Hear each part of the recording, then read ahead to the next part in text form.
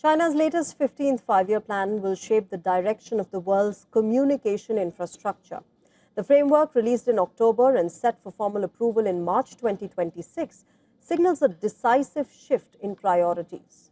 China's Ministry of Natural Resources said that by the end of 2030, Beijing targets to create a Chinese version of a holographic digital Earth and a new airspace land-sea network infrastructure system.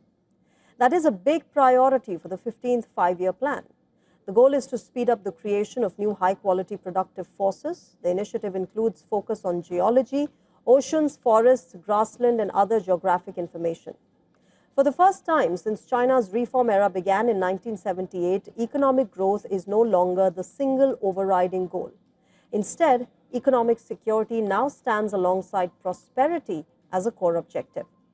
The plan places technology, not consumption, at the center of growth, emphasizing self-reliance in strategic sectors. This includes semiconductors, AI, advanced manufacturing, and critical supply chains.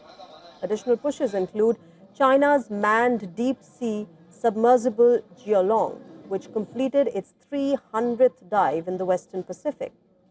This is key to developing a Chinese version of a holographic digital Earth and an integrated airspace land-sea network by 2030. China's tech dominance has been a crucial weapon in the on and off standoff against the US over the past several years. The 16,000-word plan aims to lift China to the level of a mid-tier developed nation by raising per capita GDP from about $13,800 today. To achieve that, China needs to sustain growth of around 5% annually over the next 5 years. China's strategy relies heavily on advanced manufacturing and what it calls new quality productive forces. These are industries driven by innovation rather than low-cost labor. The goal is now beyond manufacturing, heading into 2026. At the same time, the plan gives relatively limited emphasis to boosting consumption. Household spending accounts for about 40% of China's GDP, which is far below advanced economy levels. Weak consumer confidence, a property sector downturn, and elevated youth unemployment continue to weigh on domestic demand, making the growth target harder to achieve. The biggest challenge lies in balancing technological self-reliance with jobs and income growth. Automation and high-end manufacturing may improve productivity, but they create fewer jobs than construction or services, sectors already under pressure.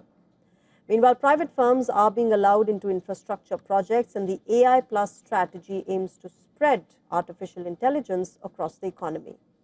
But the question remains over whether these new jobs can absorb workers. In that sense, the 15th five-year plan is less about the next 5 years and more about the next 20.